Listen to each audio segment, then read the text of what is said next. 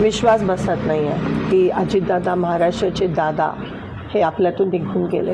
जेव्हा सकाळी न्यूज आली की प्लेन क्रॅश झाला तेव्हा मनात सगळ्यांनी प्रार्थना केली की त्या प्लेनमध्ये अजितदादा नसावे किंवा उपचारासाठी हॉस्पिटलमध्ये.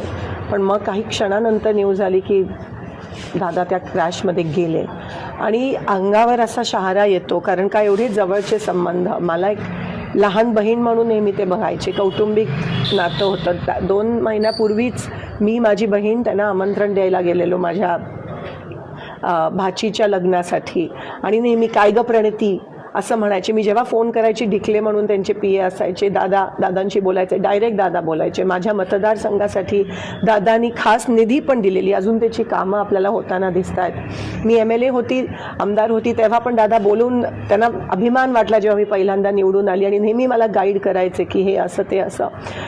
मला विश्वास होत नाही. आणि ते त्यांचं विमान म्हणजे जे आपण म्हणतो की ट्विन इंजिन असायला पाहिजे सॉलिड, ते त्या बाबतीत पर्टिक्युलर होते. आणि क्रॅश होणं बारामतीत स्वतःच्या गावात